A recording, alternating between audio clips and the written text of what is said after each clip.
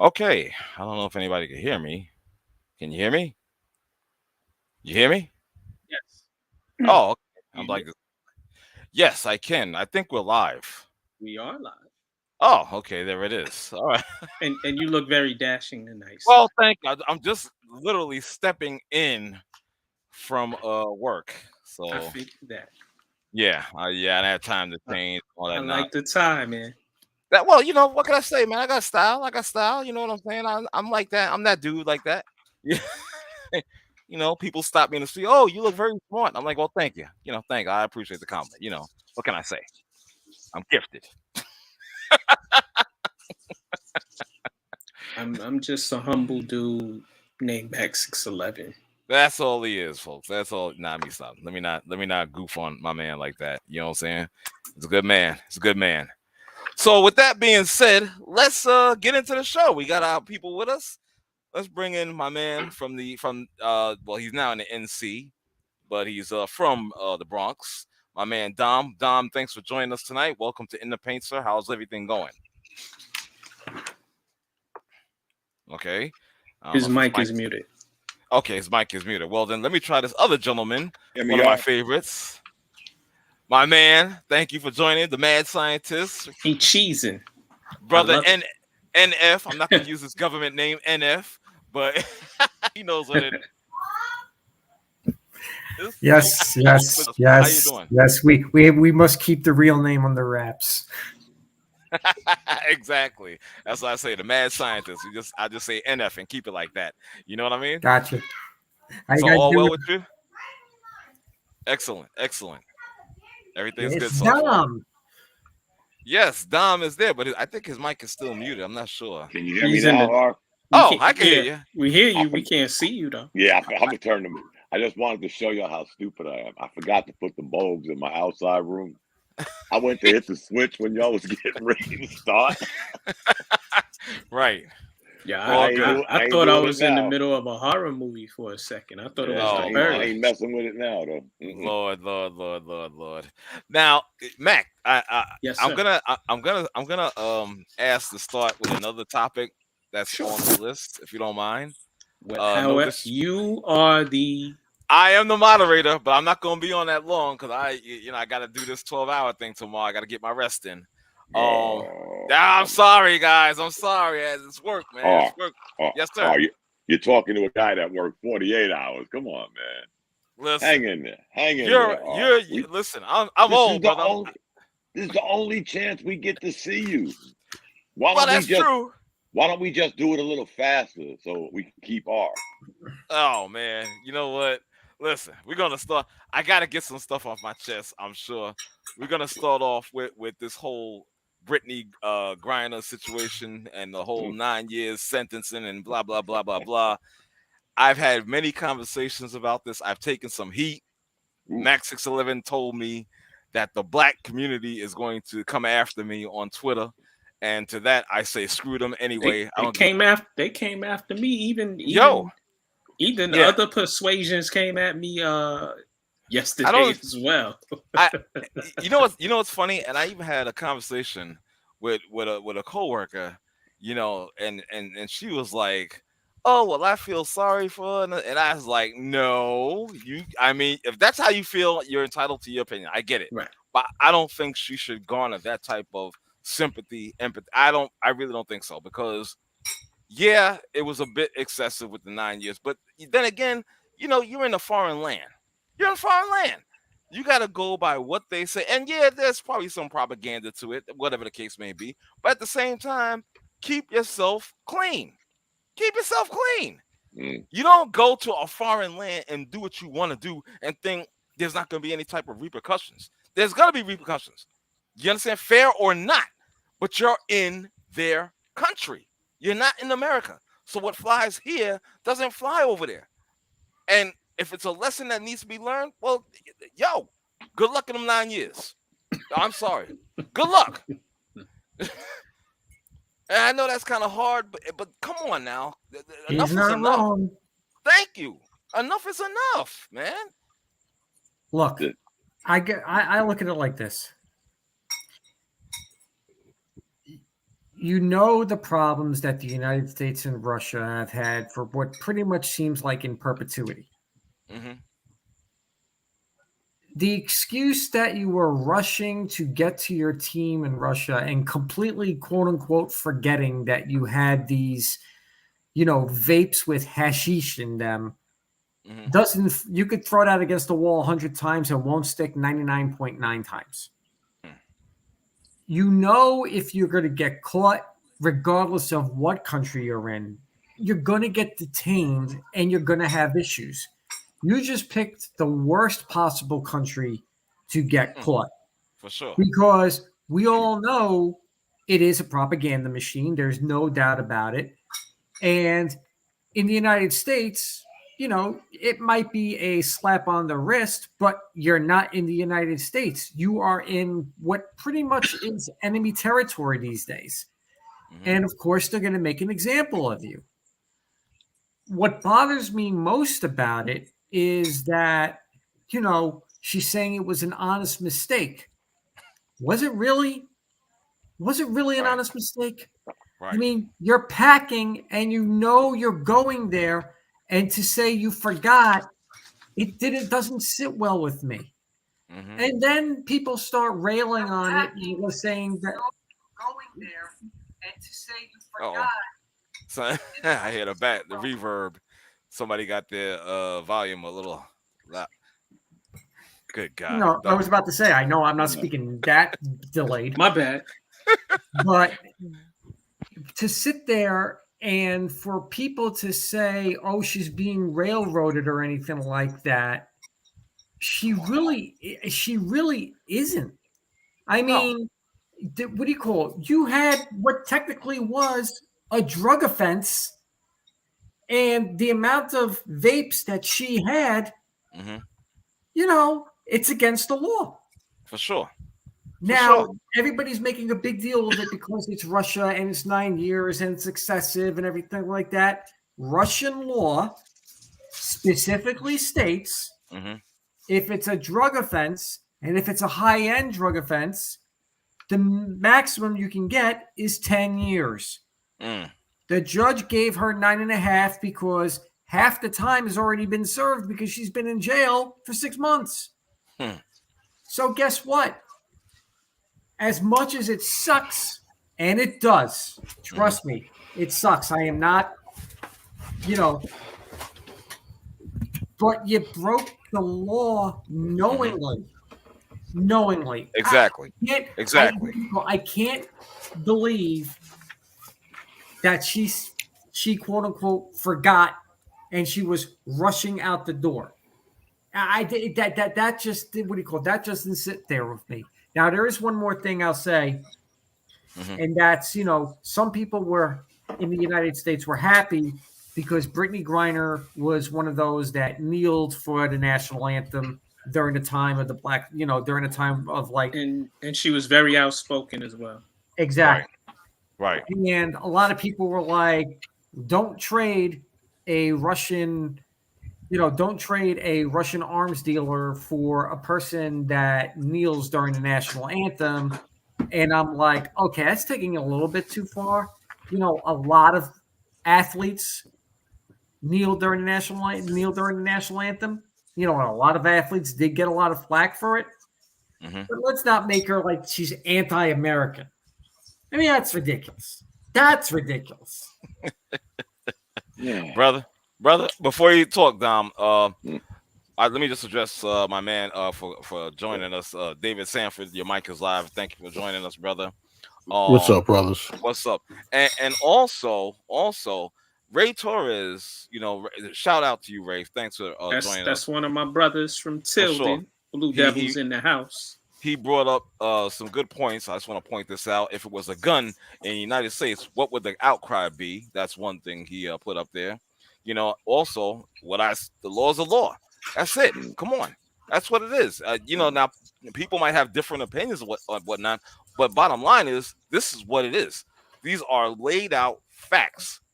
Understand that. And you can't try to swerve around that. Stop doing that.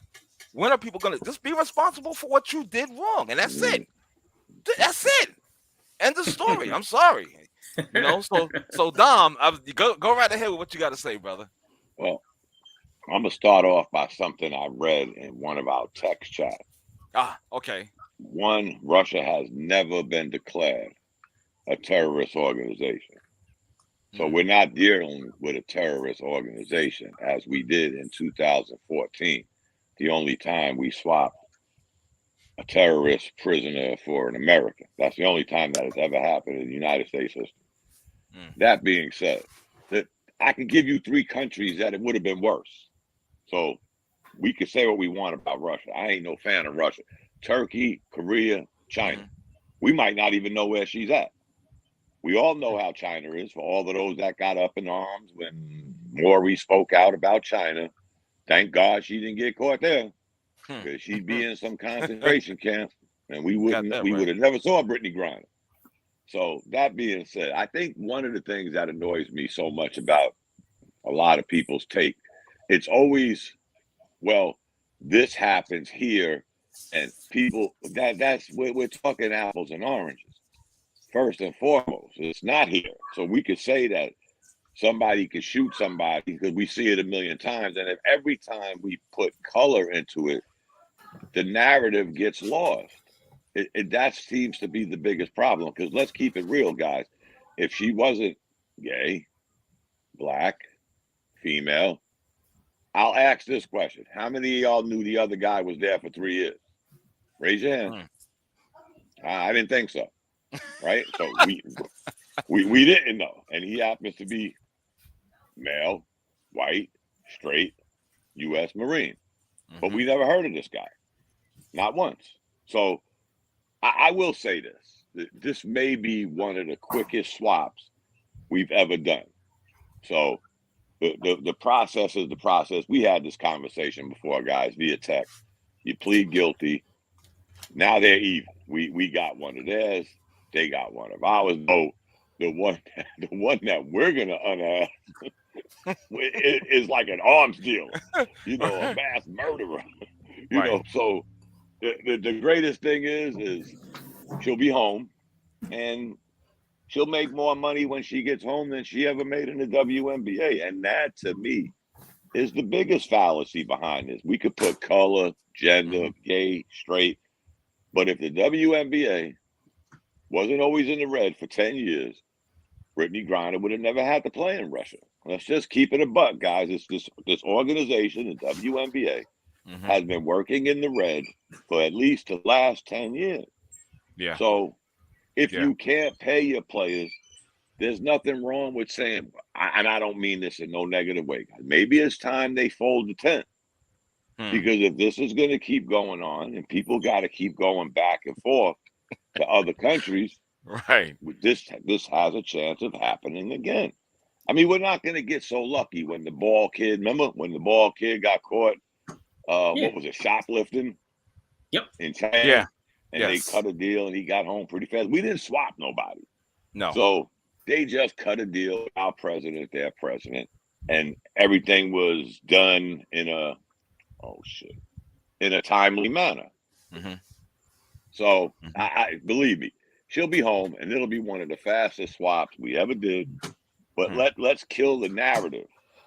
Go ahead, Mark. I'm sorry. No, continue. I just want to order. I'm just saying, let's kill all of these different narratives. Then, of course, somebody brings up somebody else got caught in Russia with more weed than that and was let go and obtained bombs. Okay. Again, when we keep comparing, one, it's not helping Brittney Griner. Because you know what? Somebody in Russia might say, oh, shit, we forgot about that. So now we got to make amends for the mistake we made the last time. So why don't we just take our time? And I'll tell you this, and I'll stop here. The weirdest thing I ever heard was, why don't the government do nothing? I am not, and y'all know I am not nowhere, no how, a Joe Biden fan.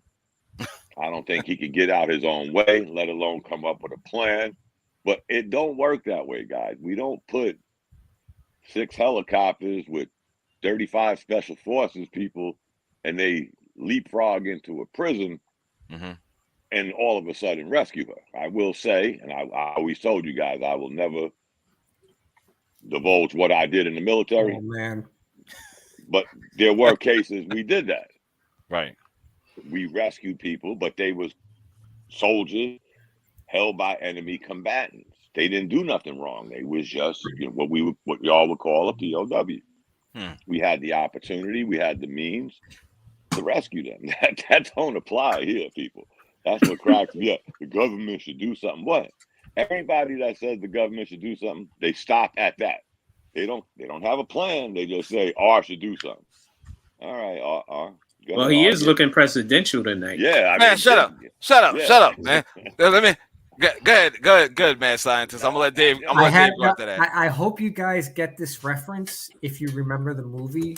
But was Dom part of Operation Dinner Out? Does anybody remember that movie? This is actually live, and y'all lucky I show my face sometimes, but no, I'll just say this: it's not a movie, y'all. It's okay. I'm sorry, no, Dom. I wouldn't call it. Trust me, I don't mean any disrespect. It's just that not at all. When you mentioned breaking someone out of prison, the first thing that came to my mind was the Robert Brad Pitt movie, in which Robert Redford sunk his bank account to get Brad Pitt, who was a political operative, out of a terrorist cell, and they actually called it Operation Dinner Out. I forgot the name of the movie, but it's a real good movie too. Really? Now, okay. Do y'all remember? Not to get off base, but did y'all remember? There was a couple of females held hostage in Iraq. One was black, one was white. Their unit made a wrong turn. They got ambushed. And sounds familiar. Quite a few of them got captured. Mm-hmm. They got brought home quick because that is a military operation. You go in blaring, you gain your target, your objective, and you haul ass. I'm not going to say who was involved in such actions, but that's how it's done in a military operation. This is not a military operation. So she'll be home. I'm telling you guys. This will be, mark my words, this will be the fastest swap we've done since the Bergdahl kid that we swapped for the 5 terrorists in Afghanistan. Okay. It just seems to me though that if there is a swap done, that we're definitely getting the short end of the stick because of who we have to give up in order to make such a deal. Right. Okay. And on the news this morning, Russia was actually asking for a lot more, to bring back Griner and the Marine. So I don't think this is going to be a quick fix. I think this is obviously something that's going to be negotiated for quite some time. How long, I don't know. But I don't see it happening until at least, and I'm just throwing this out there, but I'm thinking by Christmas time. Right. She'll be home by next month. Okay, let's keep our eye out and see what happens. Let's see. My man, my brother. Let me hear from my brother David real quick. He's been very David. Yep. What's up, y'all? Let me run my screen. I ain't seen him in so long. Yeah. So, question. This swap is going to include the Marine, the other guy. Yes. Yeah. Okay. All right. Well, that makes me feel a little better about the whole. Okay. Not saying that I don't want Brittney Griner to come home. That's not what I mean. But I think to Mad Scientist's point about the trade being the imbalance of the trade.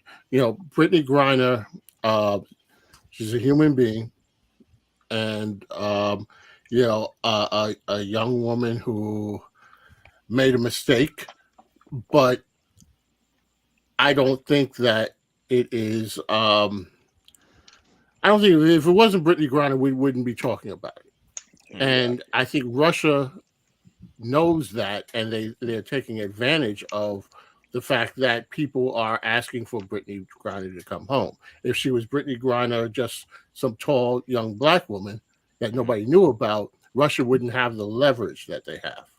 So I think that I agree with all of you on this. Brittney Griner, let's not make her out to be this martyr. She made a foolish mistake, and in another country, you don't get the same passes that you get here in the United States. We don't have any jurisdiction over what they do in Russia. Exactly. So the fact that Russia is willing to make this swap, allegedly willing to make this swap, has to me more to do with the fact that Russia sees an opportunity that they can take advantage of to get their guys. I don't think they give a damn about Brittney Griner, but they knew that they had someone that they can use as leverage. Mm-hmm. So I do think that this will be over and done with quite quickly, because I don't think Russia has any. They don't have any use for Brittney Griner, other than the fact that it's leverage, and they can get what they want, and we get what we want. Brittney and the other gentleman comes home, and then we can just wipe our hands of this and move on. Now to the point that people have made about it being unfair and Brittney Griner, this travesty of justice, that's all BS to me. Right. Brittney Griner, for whatever reason, intentionally or not, she got busted for bringing illegal substance in, and we can't use the American system as a metric to measure the criminality of it. Yeah. In Russia, it is a bigger deal than it is here, and they have the right to stand by their laws. Just like what Dom said, if it had been some other countries that were mentioned, China, Korea, Turkey, we may never see her again.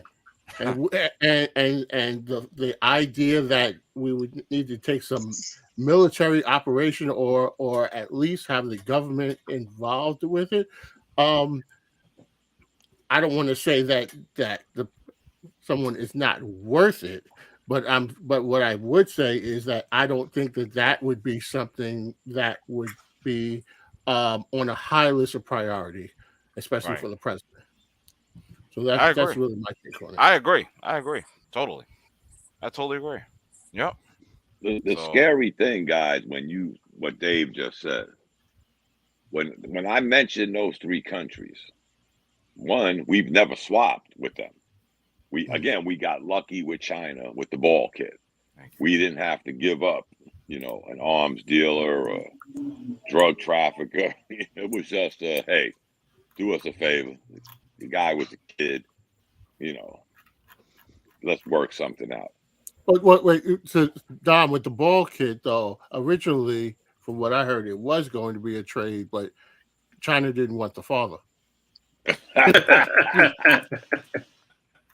Well, the good thing about this trade, unlike the Knicks, there's no draft picks involved.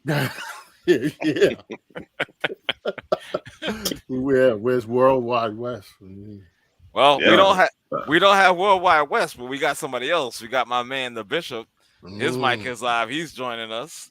Hot mic. That's it. What's going on, fellas? What's going on, brother? Yeah. So I was listening to the opinions and viewpoints on Brittney Griner situation. Mm-hmm. So, number one, she's over in a foreign country. Who knows what's going on over there? You understand what I'm saying? She pled guilty, but who knows what pressures or what type of, things are going on that made her have to do that. You know what I mean? We're not there. We don't know. And to me, fine, I look at the situation, it's like, well, you shouldn't have been there because, number one, they warned everybody to break out. When it was about to go down, they warned, like I remember about a month in advance, they were like, our intelligence is telling us that something is about to go down. So, and then when they started moving troops and talking about military operations and just an exercise and so forth, everybody else got ghost. So why was she still there? And it's just like all of this innuendo, and I'm not even talking about the weed, the oil, or whatever, because that could have been planted. That could have been anything. It could have been anything. Nobody knows. We just saw. It's like the NYPD when you see footage. You don't know. They telling you what you're seeing, but you're seeing something different, or the film, it could have been doctored or whatever it is. So my only issue is, why were you still there? I'm not even talking about the weed oil or whatever. Why were you still there? Well, why did she go? What was the purpose of her still being there? After, well, there were other American teammates there, but everybody got out of Dodge when they started saying, "Hey, it's about to go down." I guess she wanted to get her money. Yeah, that's whatever it is. It's just like, yeah, that just doesn't make sense. You're holding up these pictures of your family, your wife, your this, your that. Where was the sense of dedication, love, urgency, expediency, whatever? Where was this when you should have been out of there instead of waiting until the last minute where they could catch you in this net or snag you and put you in a situation? Well, no, Bishop. She went there right when everything went down. No, she arrived in Russia. Yeah, everybody was leaving. So what is it that everybody was leaving? Everybody was leaving. She was going in, right? Yeah, she was going in when she was going when into everything Russia. was going down. She was going into Russia because her Russian team was about to make her Russian team that she usually plays for was about to make the playoffs, and she wanted to be there for the playoffs. And she said that because she was in such a rush, she threw things together and completely forgot that she was bringing vapes with hash with her. Yeah, well, mad scientist. Here's another thing. That story changed though. Suddenly in the papers and on the news, they were saying it's medicinal. See, wasn't mentioned the first time around though. No. So the narrative in the media to me has changed. And she made mention of it in her statement as she got sentenced. But it sounded to me that the statement was more like a mea culpa / for her statement. Because if it was really medicinal from the beginning, then what do you call it? Then you should have cleared that with your team. You should have cleared that with Russian officials. Right. Exactly. Well, you gotta also take into account is like you don't know what kind of duress that she was under when she was reading these statements. Who knows what she was told? Who knows? Okay. Who knows what was explained to her? So yeah, it may sound rehearsed or whatever. My main thing, the what they claim was the drug offense or whatever. That being aside, like, what are you doing there? Like, again, they're telling everybody to get out of Dodge. Why are you there? Why are you coming? Why are you even stepping foot? They like all these federations are pulling sports out of Russia. All of these different events, they are excluding Russia from the events. So again, you play basketball here in the U.S. You pretty top of the food chain here in the U.S. So what is it that drew you to those grounds at that particular time when it's all of this unrest and the U.S. has been telling everybody to get out? Any diplomats? Money. In the United States, the top paid player in the WNBA is $229,000. And they got endorsements. I believe Russell Westbrook makes that playing 1 minute. Damn. But again, Brittney Griner makes about I would say almost $500,000 to $1 million from the WNBA. No, she doesn't. The high. No, she makes in the high six figures.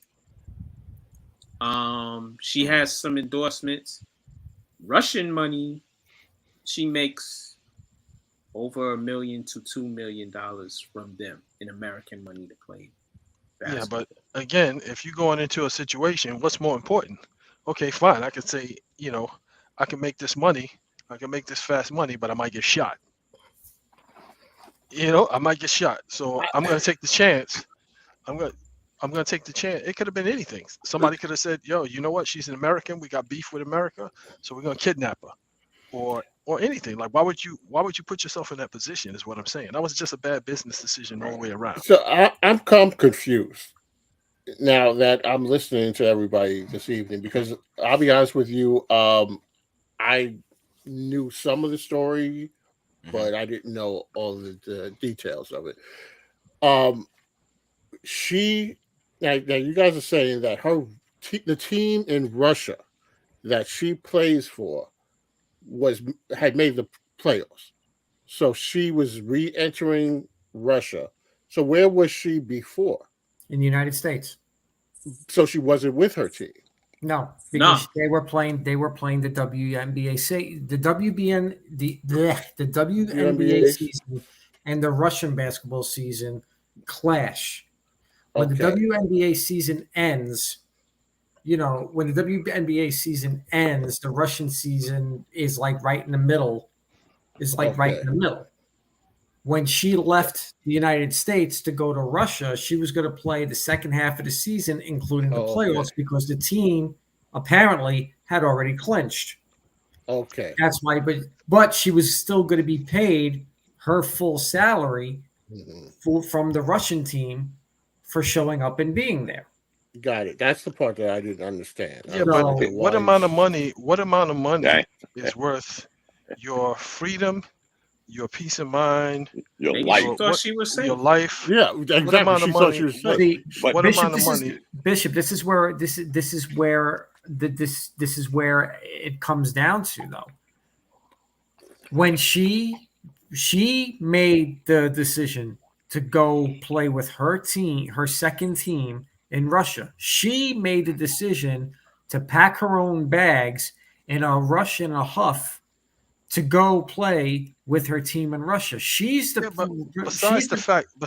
but I'm sorry to cut you off. Besides all of that, because we don't know for sure if those drugs were her drugs. Like, I'm not saying for sure. She admitted that they were Russian. hers. Okay, so there's been other people, other Americans and other countries that have been under duress, and they've been forced to make statements because they're on foreign soil. So we can't really go by that. And I'm not really going to say, okay, well, I trust everything that's coming out of Russian media that we're hearing third hand from the American media that is getting it from Russian media that may be propaganda from the very beginning. So we can't bank it on that. It's just more so the premise of, why are you there? If it's unsettled. Yeah, go ahead, Bishop. Sorry. No, I'm saying the drug part, it's like, fine, she admitted that, but who knows? Like I said, who knows what duress she was under? Who knows what she's been told?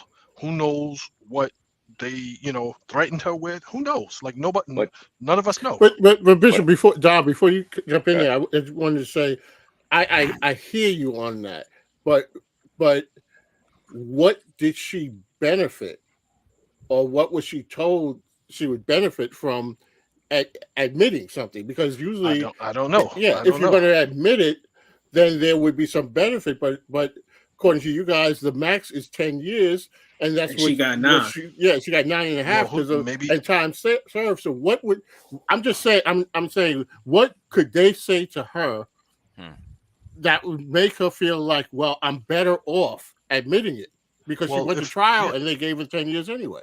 Well, if you look at, let's just look at the American justice system.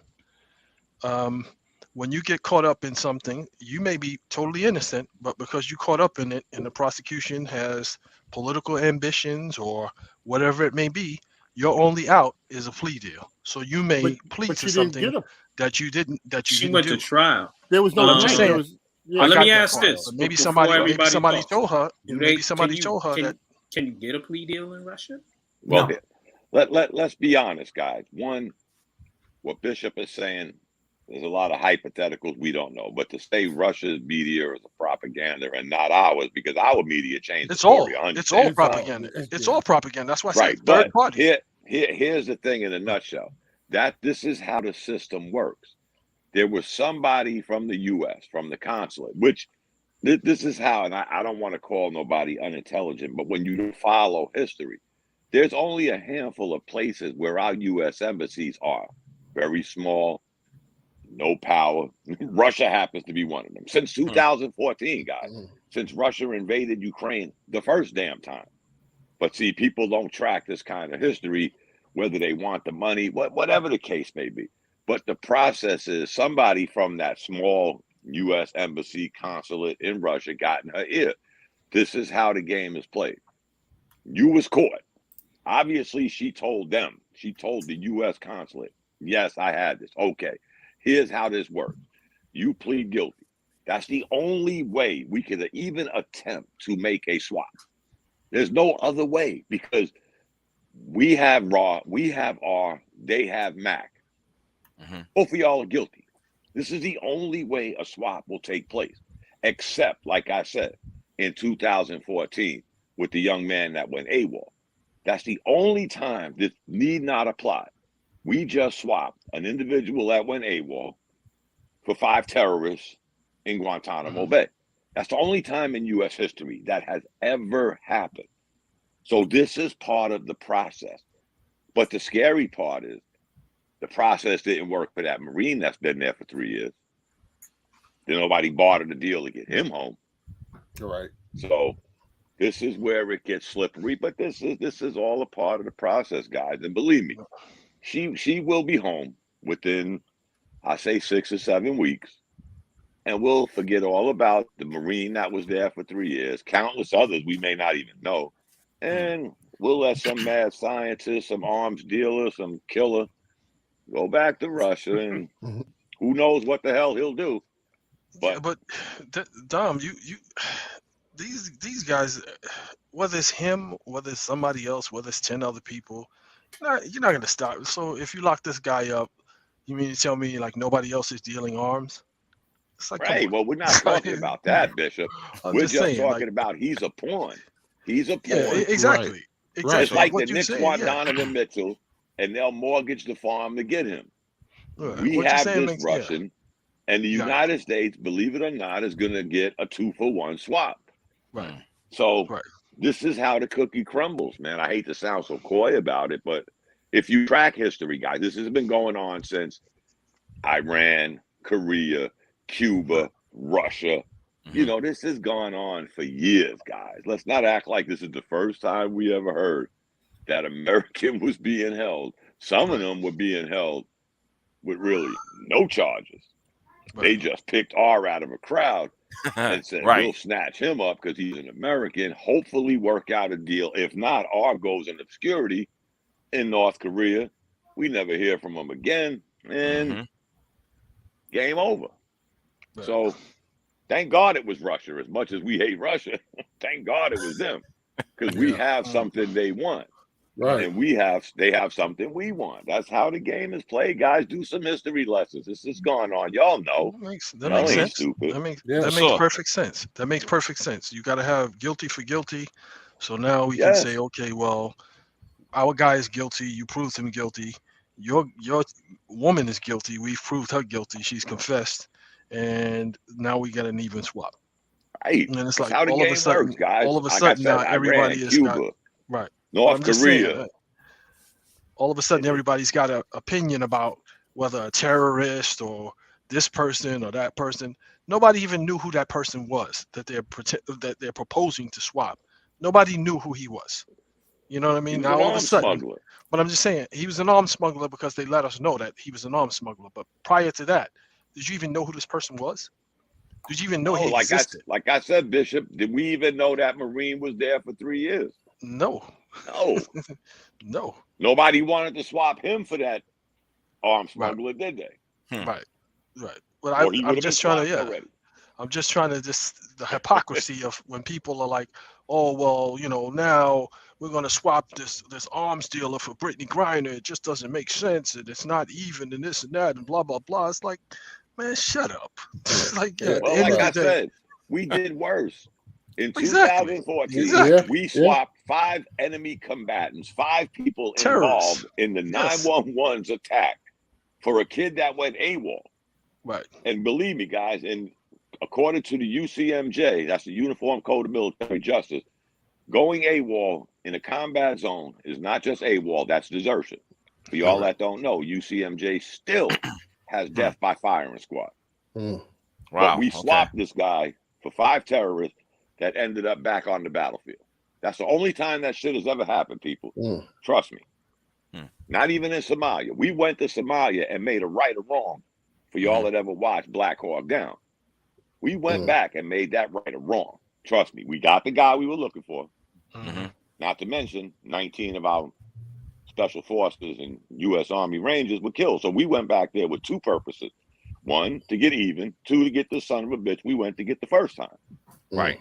But in this case, this is a game, guys. I hate to say it like that. I gotta hold y'all up. This is special right now. We gotta bring out. This is special right now. What's going on, brother Holla? Live from a restaurant somewhere. Can you hear us? Can you Holla? Can you hear? I don't think you can hear. He's just eating. That's all right. Yeah. Show us your plate. Mean mugging. Mean mugging. Can you hear us? We have gone to a new level. Exactly. That's it. That's okay. That's okay. Try to keep the noise down over where you're at there. Sipping on the Next show, I'm gonna be in the daycare center. Exactly. That's hilarious. But I'm gonna try to reach out to him and whatnot and see if I can get him. Let's see. Hopefully he responds. You know, your mic is live, brother. You know what I mean? He kills it. Your mic is live. I'm trying to do some type of, I don't know. Yeah, he said, I don't care. I'm just here to look. He's just watching. Look. And then he breaks up. Ladies and gentlemen, we had technical difficulties. That really didn't happen. No, he actually, you didn't hear him, but he was actually on the line, like, you know, Russia tapped into your podcast. Oh God, hilarious. Well. Here, my theory is that Marine set Brittney Griner up because he knew that was the only way he was going to get out. Right. I'd like to know how the hell that happened, because that brother didn't get out no cell in 3 years. He done went to trial 3 years ago. He's been on lockdown ever since. He was just waiting. He was waiting for an opportunity. And next you're gonna tell us Kanye West has something to do with this too. So you heard the same story that I did. Oh boy. Okay. Okay. Let me try this one more time. I'm sorry. Let's see if I can get him in. Can you hear us? Holla. Okay. Okay. You hear it. Okay. So your mic is just muted. You're not talking right now, but that's okay. As long as you can hear us. Do you guys want to still stick to this, or I'm done with that. Yeah. I'm about to break out because Whoa, no, I can't. Yes, I gotta wake up.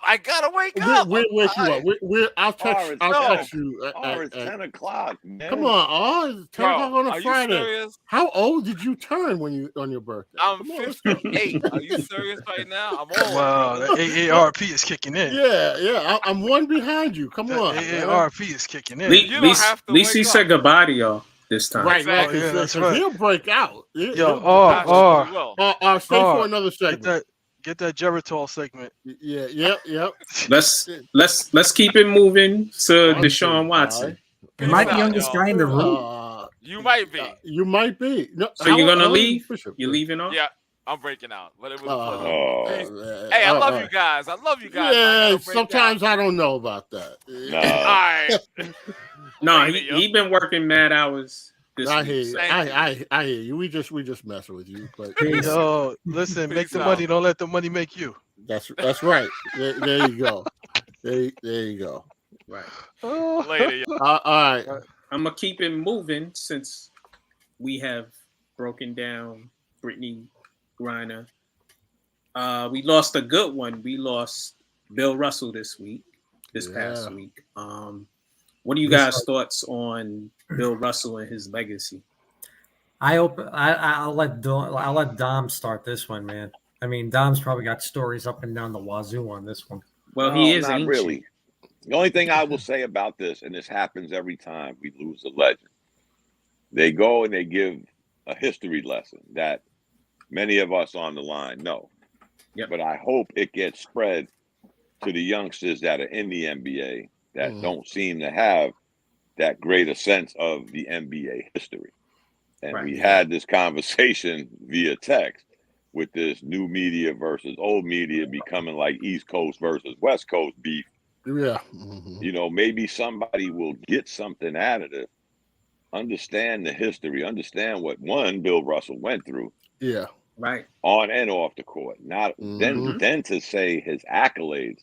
And remember something, guys. I think for probably 7 or 9 of his NBA championships, there was no MVP during the NBA finals.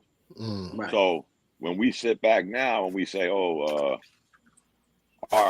and Mac got 3 MVPs each, shit. How many championships Bill Russell win? 11? Yep. You mean to tell me he wouldn't have snuck 2 or 3 out of the 11 championships? Really? Yes. Again, this is part of the history most don't know. And no knock against these young kids nowadays. This is the new world we live in, and they're there to make a dollar, play some ball. A lot of them don't understand the history. So, but again, we go through this every time, you know, somebody passes away. Y'all remember when it was Wilt Chamberlain, you know. We got a history lesson on Wilt. You know, of course, some people threw in the 10 million women he slept with, but we get a history lesson every time this happens. We just hope it gets passed along and somebody actually learns about Mr. Russell instead of just knowing him as that old guy on the bench. And I think they named there's an award named after him now. And I think it's the NBA Finals, right? Isn't the NBA Finals award named after him? I believe so. So hopefully if you win the NBA Finals and you're a young and upcoming kid, you could look at that trophy and maybe understand who Bill Russell was. Yeah. Right. Both how to be a leader on the court and how to be a leader off the court. Exactly. Right. Exactly. Which to me, like I always said, some of the guys that came after him had the blueprint. So there was no excuse for them not, even if it wasn't in the age of social media and so forth, there was no excuse for them not to push certain things forward. It was their duty to. It was their responsibility to. So when I make the statements that I make about, you know, certain premier players in the 80s, late 80s, 90s that had the stage, that had the prominence, that had the voice, that had the platform, and they chose not to, it wasn't because they didn't have a blueprint. They did have a blueprint. They had something to go by, and they chose not to. They made a conscious decision not to do it for whatever reasons, reason. But it's like you can't say, well, you know, that's just not my thing, or it's just not me, that's not who I am, or because it's got to be. It's got to be. You're willing to take the benefit from it, but you're not willing to put in any work towards the betterment of the human beings that look like you, but you're willing to take from it. And that's the problem that I always had with some of these NBA players. It shouldn't have been, okay, well, we got Bill Russell, and then we got the next generation that becomes socially conscious and start doing things within the. I mean, you always had these guys that does philanthropy and does stuff but it's like it's the premier players that put your name behind certain things. It's like, it's for argument's sake, imagine how much better Chicago may have been. I'm not saying the gang violence would have stopped, but if Michael Jordan put his name to certain things, or pushed certain initiatives, or said, you know what, I'm not gonna sell these sneakers for $200 because these kids are killing themselves for it. I want to make sure that, you know, yeah, I want to make money, but I also want to do something different. You know what I mean? Imagine if he'd have done what Stephon Marbury tried to do. But has that been carried forward bigger than the Bill Russell legacy? Are we to the point now where a lot of these players are more into their brand than they are what Bishop is talking about? Well, Most some of them have, like I said, some of them have taken up the mantle. Some of these younger players have taken up the mantle and have it as a personal responsibility to, like, they've started academies, they've started things that even if you can't play ball, you can still succeed in life, and making sure that Right. these kids see that, you know, you don't have to be the 6'6" basketball player. You could do something else. You can impact people's lives in another way. You could do something totally different than play basketball and still be successful. Look at the Jalen Roses and Yeah. LeBron. They both have schools. There's other athletes And who Durant. also have schools. And Durant. Yeah. But are they the norm or the abnorm? Well, it's more the norm. I think they're just doing what's natural to them. Go ahead, Mad Science. I think if we have to look back on the history of Bill Russell and the NBA and stuff like that, one thing that sticks out to me was the 1967-68 season. Now, we're talking an aging Bill Russell right now. Knees were pretty much shot. You know, I remember the 1967 the 76ers, you know, became world champions. And I remember the chant, Celtics are dead, dynasty's over, because we have to remember from 59 to 66, the Celtics couldn't lose. I remember that. I remember watching tape of the 67-68 season, and Bill Russell, although a shell of his once dominant self, you know, willed what at the time was an aging team to another 2 championships. And I remember watching a clip of the post game when they were celebrating the championship in 67-68, and Bill Russell, for the first time I think in his career, broke down because he was so proud of his teammates. He was proud of his coaches, and he knew, you know, his time was coming to an end as an NBA player. And, you know, the humility that he showed, you know, during his last 2 seasons, while still winning NBA championships, really stuck out to me. Now, after his playing years were over, you know, his philanthropic interests were above and beyond, and he was a voice for many generations.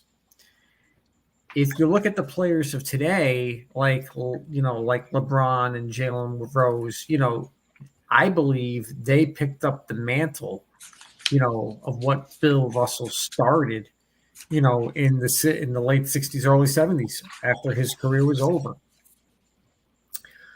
One last thing. Everybody probably has seen this on social media many times over about the 1961 NBA season and Bill Russell winning the MVP, when you had 4 guys who had probably the most insane seasons one could ever have. And if it were any other season, they would have won MVP over Bill Russell. And I'm talking about Oscar Robertson. I'm talking about Elgin Baylor. And I'm talking about Wilt Chamberlain. If you would look at the numbers of those 4 players, and you would say to yourself, oh my God, if this were any other year outside of what Bill Russell did for Boston that year. Now, Russell was not a big time scorer, but as a rebounder, as a shot blocker, as a defender, the guy was the biggest beast on the planet. He gave Wilt Chamberlain fits, and to me, he was one of the singular reasons why Wilt Chamberlain didn't win more than 1 championship during Russell's in his career, while Bill Russell was lacing up his sneakers on the court. for all the accolades that Wilt Chamberlain never had because he was the greatest scorer, one of the greatest rebounders, and everything like that, Bill Russell always outplayed Wilt Chamberlain when it counted most. Yep, and they were friends. Bill mentored Wilt mentored Kareem, so they kept passing the torch. Here's the weirdest thing sorry, man. Here's the weirdest thing a lot of people would never know about Bill Russell. In a 376-day span from 1956 to 1957, it was a weird year. He won the NCAA championship in 56. The summer games were played in November and December that year because it was in, I think, Australia. Somewhere in one of them, Melbourne. Australia. Melbourne, It was held in. He won a national championship, a gold medal, and won the NBA championship in April. And won a little over 365 days. Nobody has ever done that before. In a 370-day period, something like that. Because remember, guys, back in them days, the NBA Finals was played a lot earlier. It was a weird case with this Summer Olympics because of where it was held geographically. So when you look at that one span, Player of the Year, National Championship, Gold Medal, NBA Championship as a rookie, all in a little over a calendar year. Unbelievable. Unbelievable. Yeah. And that's when nothing but college players were playing, guys. We all remember that. That's right. That's right. So some of the guys he was beating in the NCAA tournament was on his team, you know, and that just ended. And they flew out to Australia months later, played in the Olympics, and next month he was playing NBA basketball. Strange. Yeah. Strange. When I read that, I lost my mind. I was like, get out of here. Ooh. Fun fact. Me and Bill Russell share the same birthday. Get out of here. Yeah. Man, I have the effect. Too many people have died on my birthday. No. Yeah. And also, he's the first Black NBA coach. He won titles as player coach. I was thinking about how certain famous people and icons, they say dumb things at certain times and they do things. Bill has been exemplary. He's never said anything where I could say, what are you talking about? You know, other people, not to say that it deters from who they were, but some people at some point, you know, it happens. Bill has been the coolest guy. He hasn't been like, you know, I talk about some of the players who talk down the younger players. He's never done that. He's mentored the whole league, remained an ambassador for the NBA, and, you know, still an activist. And I'm going to miss him. I'm going to miss him at the All-Star games, miss him at the finals, you know, because he was always there. And he's always been there for, you know, the other players in the NBA. Yeah, I think that's really the testament. Champion on and off the court. And as great a player as he was, probably a better person and ambassador for the league and mentor to younger players that came up after him. So we definitely lost, you know, the superlatives are always thrown around, but we definitely lost a great one in many senses. I wanted to go back to the point about the activism and losing some of that. I think there's a number of reasons, but I also believe that during that time, and you know the famous picture that has, you know, Bill, I think Jim Brown, Ali, and so forth. They're all right. They're all in that.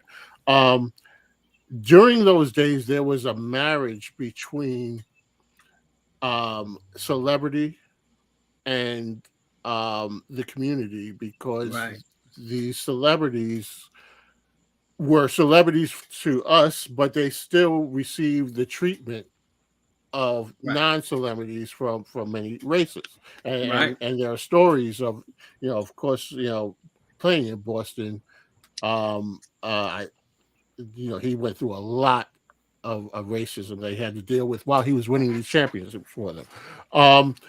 So it was very, I guess, made sense that they were outspoken Mm-hmm. about these things. I think that years later, in more present times, there's been a divorce between celebrity and the everyday person in Black community, and Right. where they don't feel that they are impacted by the same things that you and I may be impacted by when it comes to racism.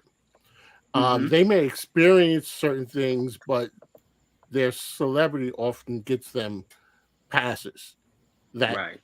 celebrities in Bill Russell's time did not get. I mean, we've all heard stories of professional athletes who, when the team would get to the hotel in certain cities, they would have to go around the back. They couldn't go through the front door. Right. They even had to make, a special accommodation to house them, and they couldn't eat in the restaurant. All these type of things. Today's players, fortunately, don't have to deal with any of that. No, and they get super conditions. Absolutely, the opposite. So I think that today's player doesn't. I don't want to say they don't have a sense of what's happening out there, but unless they are that kind of minded person, they just figure, well, I'm just going to keep my mouth shut, and as you guys said, build my brand, and I don't want to do anything to jeopardize that paper. Getting that bag is often the objective to them. Right. And I guess some don't feel LeBron, he can do different kind of things. Right. The guy making $7 million who comes off the bench can't be as active as LeBron, or Right. as active as Jalen has been, or as active as any of the other big names who are active. Yeah, but I think also, the point I think Dom was making also about history. A lot of these young guys, not only don't they know the history of the sport that they're playing in, but they don't know a lot about the history of being Black in America. And so you have certain young people who they were raised in a certain way. They were taught these things, and it was ingrained in them. So as they elevated in their career, it's just natural to them to speak up about things, to take those risks, Right. and they feel supported in doing that. Some other people, it's not an organic thing for them. It's kind of unnatural to speak up. I've got I can tell you, I've often said, I work in a high school, and when I believe it was the George Floyd situation, and we had lessons in the classrooms and getting a sense of what the students felt about it.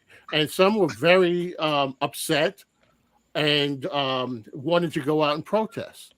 And then you had the other end of the spectrum where I don't want to talk about this. I really don't care about this. Right. And I doubt that in the 50s and 60s in America, as we were going through all the civil rights, I think that would be very, very odd to hear a young person during that time say, I don't care about that. I'm not, maybe, but it just seems like today's generation, a lot of them don't really want to involve themselves with these kind of things.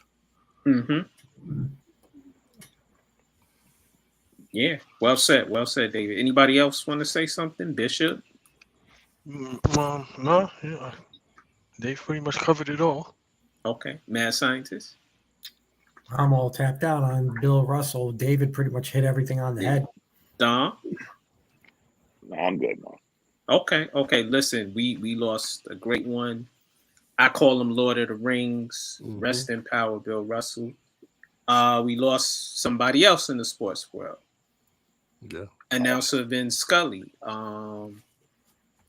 67 years as the voice of the Dodgers. What are you guys' thoughts on him? You'll never see nothing like that again. Y'all Yeah. do know that he was in the booth by himself. Yeah. Right. He didn't have a co-star. It was him. He played the broadcaster. He played the analyst. Yeah. He did everything. Play by play. Yeah. I don't think we'll ever see that again. Even to his last game, he was the only guy in the booth. Weird story. I was sleeping, and my wife said, "Hey, do you notice baseball announcer Vin Scully?" And I'm like, I'm thinking I'm dreaming. I'm like, yeah, of course. He just passed away. I'm like, and I wake up the next morning and I see the alert on my phone. And I'm like, wow. I said, honey, you don't even know who this guy is, man. We'll never see something like this again. She was like, what do you mean? I said, this guy, if you look at this, I don't want to say garbage now, guys, but the average team has what, two guys in the booth, nationally broadcast game. They Somebody probably got 100 guys in the booth. Yeah. Somebody 62 guys on the field. You know, he did different languages. Yeah, he did all of this by himself. Even Chick Hearn had a sidekick. Yeah. Vin Scully never had a sidekick, guys. Right. It was him, period, for 60-something years. Man, that shit was like old school, like listening to something on the radio. If you ever heard him do a game. Right. Let me read off some of his accolades. During his career, he started in 1950 at 22. And in Ebbets Field in Brooklyn for the Brooklyn Dodgers. He's called 25 World Series, 12 All-Star games, 3 perfect games, and 18 no-hitters. So he's seen everything. He's seen everything. He's seen Sandy Koufax. He's seen, the Kirk Gibson home run. Yeah. Yes, limping Kirk Gibson. Yeah. The earthquake in San Francisco. Right. You saw Bill Buckner. Yeah, yes. Bill Buckner. Yeah. Go ahead, mad scientist. Whoa. I saw you raise your hand. I'm going to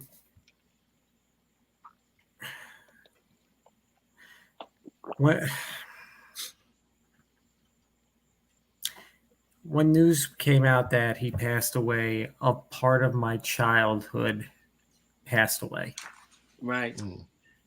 The reason why I say that is because 1986, I'm 14 years old. I told you the story about Game 6 of the World Series and my grandmother with what she said to me. And it was Channel 4, NBC, Vin Scully was calling the game. And when the ball went by the ball goes by Buckner, and here comes Knight, and the Mets win it. That call will forever resonate with me. And then fast forward 2 years later, and it's his hometown Los Angeles Dodgers playing in the World Series against the vaunted Oakland A's. And when Kirk Gibson hit the home run, and you heard him going, if you ever asked for a storybook ending, this was it. I was pissed. The way it just resonates with Me you too. and how he called a baseball game. And, you know, when he was doing the national game of the week, he did have a color guy with him, but he had the perfect color guy with him in Joe Garagiola. Yep. Oh, yes. Those two. Yeah. I mean, Yes.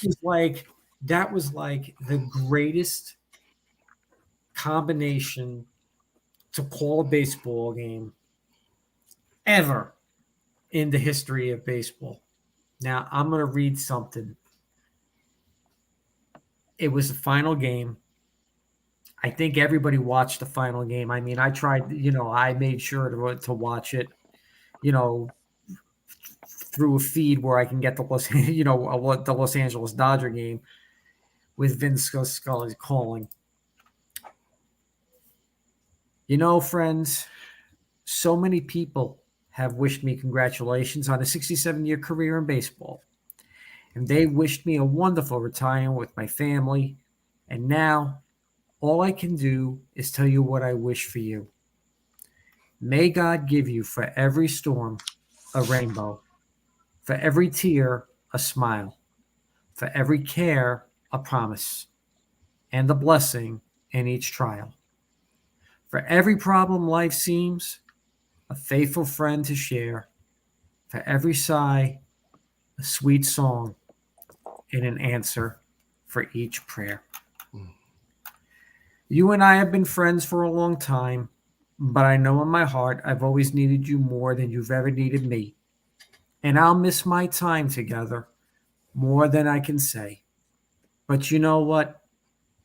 There will be a new day and eventually a new year. And when the upcoming winter gives way to spring, rest assured once again, it will be time for Dodgers baseball. So this is Vin Scully wishing you a pleasant good afternoon, whomever you may be. Right. I'm going to be man to admit it. I bawled my eyes out when he said that because it was the end of an era of a golden generation of baseball broadcasters. Mm-hmm. Mel Allen, Red Barber, Mm-hmm. Jack Buck, Ernie Harwell, Tom Brenneman, Sr., Vin Scully, Ralph Kiner, Lindsey Nelson. They're all gone now. Mm-hmm. My Rizzuto. childhood of baseball announcers. Bob Murphy. Phil Rizzuto. The list can go on and on. Yeah. But, when you think about it, the only way you'll listen to these voices again is through memories or YouTube or whatever. You will never, never, never have voices like that ever again for the game of baseball. And it hurts me because in this day and age,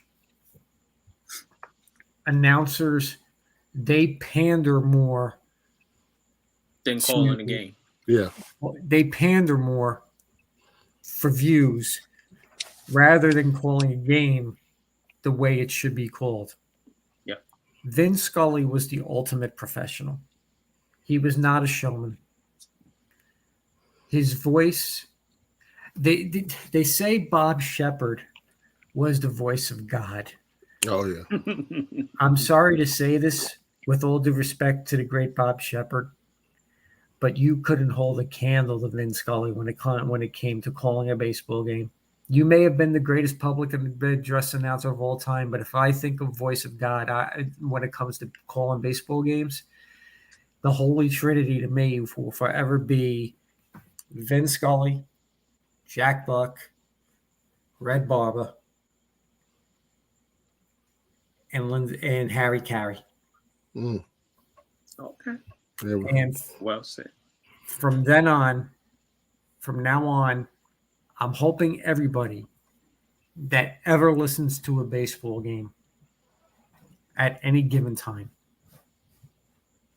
understand the five of us that are doing this right now.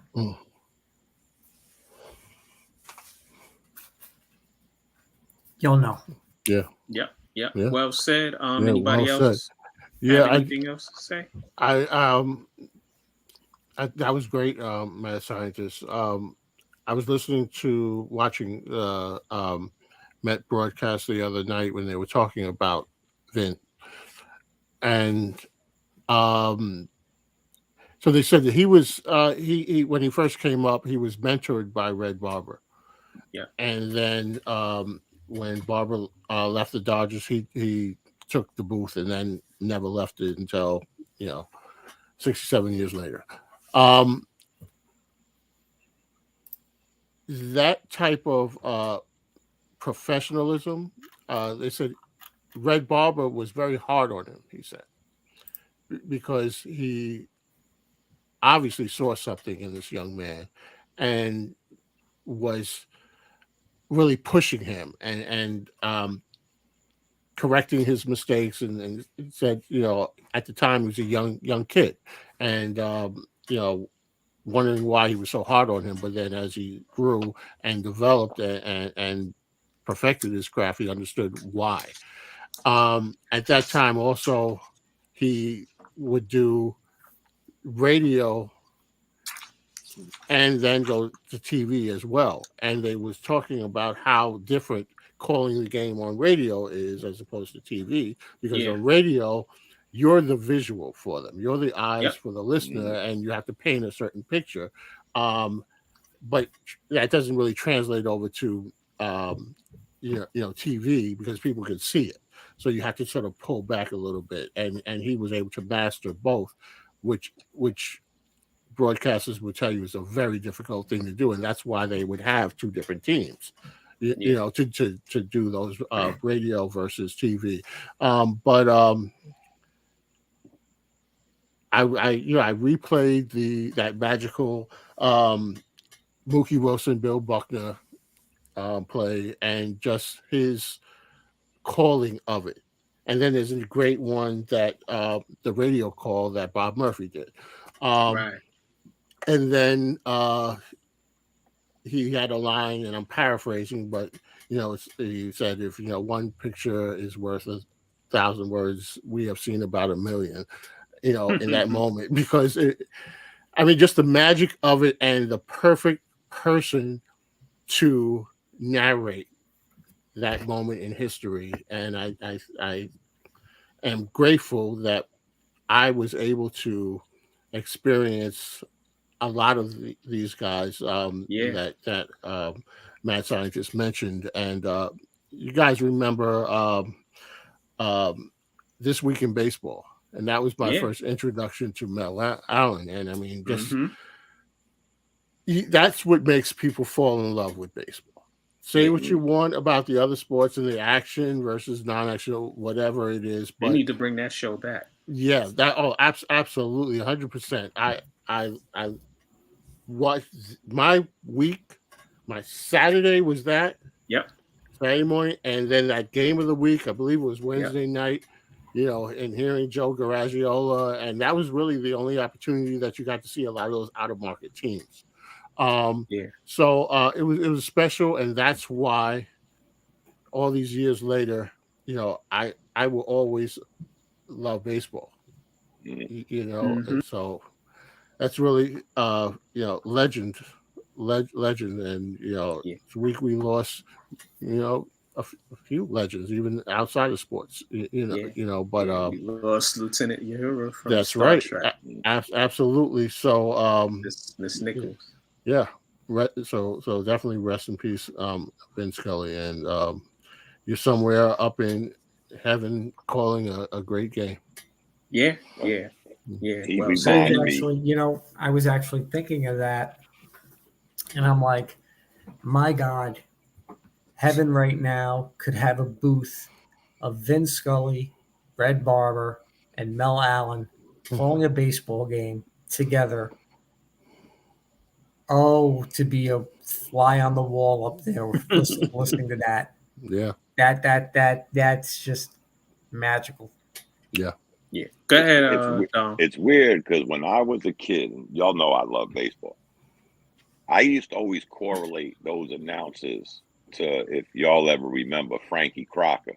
Yes. on Yes. WBLS. Remember Frankie Yes. Crocker? Absolutely. And Frankie Crocker left you with the same thing every night. Oh yeah. You know, that may you live as long as you want, never want as long as you live. May you live to be 100 and be 100 and minus a day. Yep. So I never have to see good people like you pass away. Yeah. That and Vin Scully's voice resonated with me when I was a kid. I went and found that song as I got older. Moody's Mood. Moody's Mood. Yeah. Remember at the end, there I go, there I go. Yep. I grew up with that, and I grew up with baseball. So the two most prominent voices, three actually, as a kid, was always Vin Scully, Ralph Kiner, and Frankie Crocker. Yeah. For Those me, three voices today still resonate in my head, man. Right. Because For of the me, way they spoke. Oh man, yeah, well, we ain't seeing that no more. That's no. For I'll me, tell you it who was, tries to do a good job. If any of y'all have Apple TV, Apple TV does a version of This Week in Baseball, but they do it every night, every morning, I should say. Oh, really? Okay. You can turn it on, boom, and they'll take you through every game. Okay. You know, it's pretty nice for at least for us guys that a lot of people don't have MLB extra innings. I do, so I get to see a lot of the games. Right. But for those that don't have that, you could put on Apple TV in the morning, get your rundown of all the games. I mean, this shit runs for like maybe an hour and change. Just constant highlights of last night's game. So it's not a flashback of This Week in Baseball. But again, it gives people that don't have the luxury to see all these teams. Right. Because, you know, MLB extra innings cost a pretty good penny. So if you don't have that and you have Apple TV, put that on in the mornings, and it's good. It's good for me because I'm a baseball fan. So I love it. For me, it's the baseball guys. It's Frankie Crocker, and I think my mom got me like my first radio. So I had my own radio finally. So I'm in my room. Sunday nights, Art Rush Jr., who was a big baseball guy and one of my favorites, is partly why we do In the Paint, is because of Art Rush Jr. And he just used to very calm, regal man, and he knew his baseball from top to bottom, and me and my grandfather would listen to him. I was very fortunate as a kid. One, I didn't have a father in my life, but I had a mother who grew up in the Bronx. So she knew Yankee history. She remembers listening to the games on the radio, and that was my introduction to baseball when I was about 6-7 years old. And for some reason, though I was a Yankee fan, it always seemed to me that the Mets were more accessible. You know, what was it? WPIX or one of WWR. They were Channel 9. OR Channel 9, and the Yankees were on WPIX Channel 9. My dear brother Art was a Mets fan, and I was a Yankee fan. So I had to hear all the games on the radio because his mother would sit by the window listening to the Met games, and if they was on Channel 9, I'd walk in the house. So for some reason, it seemed like the Mets were more accessible to me as a kid, and that's why I've never had no hatred. Y'all heard me say this a million times. Yeah. As a Yankee fan, I have no hatred toward the New York Mets because I grew up that way, you know. I told you all the stories. It was easier for me to get to Shea from where I lived in the Bronx than it was to get to Yankee Stadium. Right, because you lived right across. That's right. So people don't realize that. It was great, man. Somewhere along the line, like the press, mad scientists said, somewhere along the line, it became more about ratings, more about over analyzing. It's all about the brand. It's all about just the calling hot a baseball game. Yeah. You know, we lost that, guys. It's over. It's done, and you can see it. Like there's sometimes you'll watch a game on Fox, and you could hear like nothing. Not because I'm a Yankee fan. You could almost hear the dissension in some people's mouths toward the Yankees. And what's the name's a prime example of it? Smoltz. You know, if you haven't noticed, he hates the Yankees. I mean, I guess because they whooped their ass in the 90s. Yeah. But if you don't hear the dissension in his voice, when the Yankees are on, I'd be like, why does Fox do this? I mean, everybody could see it. And it's one of the rare times on a nationally televised game that I can't just click over to my MLB extra innings. Right. I gotta watch this shit. And I'm listening to this guy saying, wow, just call the game. As he's not objective. No, not at all. Yeah. And so many of them are like that now. It's sad. I think I can name on like one hand for this day and age, announcers that kind of sort of fall from the Vin Scully tree. And I think one that comes off right off the bat is Jon Stewart for the San Francisco Giants, who used to do baseball night on ESPN when it was him and Joe Morgan. Mm-hmm. I could not stand Joe Morgan as far as I can throw him because nobody likes Joe Morgan. Because every time, it was during the 1990s, and the Yankees were enjoying the success and everything like that. All Joe Morgan would say, "Well, when I played for the Big Red Machine and everything like that," and everybody was like, "Look, it was a different time. It was a different era. Yes, you played for the Big Red Machine. Yes, we get it. You're a Hall of Fame second baseman. Okay, bravo. Stop." When Jon Stewart called the game go, it was really, he reminded me of what Vin Scully was. McCarver used to be good, and presently, early on, I like. I'm with you, man. I did like McCarver early on. I felt that he gave some really good insight, but then he became a dick. Yeah. Was he better when he was just doing the Mets games? Yes. Yeah, he was really good. That's right. When he went national. Right. Then he went national and he became like the rest of the puppets. Yeah, because that's the part. McCarver made himself the story, not the game. Stewart is still doing the Giants games. Yep. Right. If you have MLB extra and there's nights I can't sleep, I put on the West Coast games. I'll try the Giants, the Angels. Right. What I was going to say was that Hernandez and Keith Hernandez and Ron Darling they're very good as well. Yeah, along with Gary Cohen. That's a good one. Yeah, that's a good one. And you know what? I like the way Darling really don't turn into another dude when he does the nationally televised game. Mm-hmm. Right. He don't turn into this other guy, man. He's still that Ron Darling, basic baseball kind of guy. Yeah. I guess because they grew up around the guys who were the Mets announcers, so Yeah, but he hasn't sold his. Even though they have their own style. Yeah, but the difference is that the Mets need 3 guys to do the job of one guy. Mm-hmm.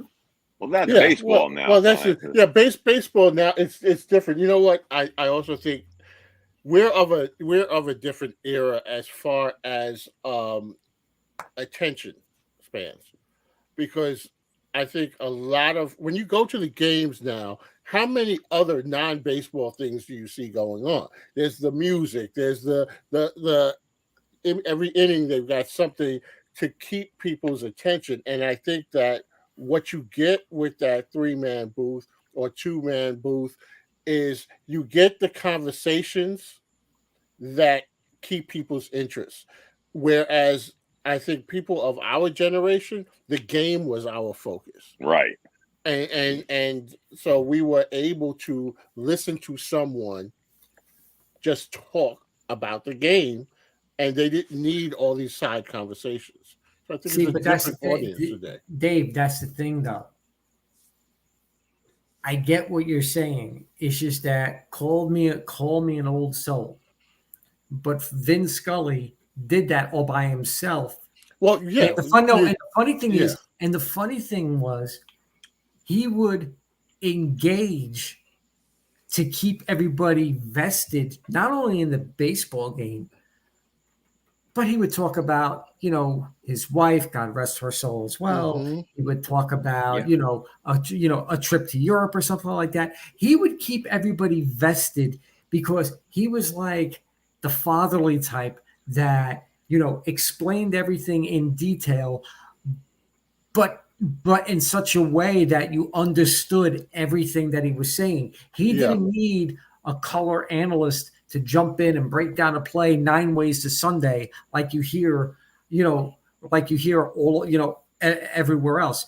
It would be simple. It would be straight. It would be to the point, but my eyes would still be glued to the TV set to watch the game because I knew exactly who was telling me the story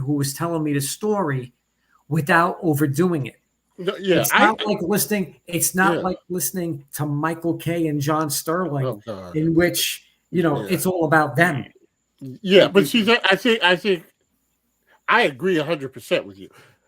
But that's why we're talking about Vin Scully as a legend, because he was able to do those things. That is special, and I don't want to diminish it. I just think that of today's time, and I mean, he did that up until very recently with the Dodgers, but that was more of an anomaly now.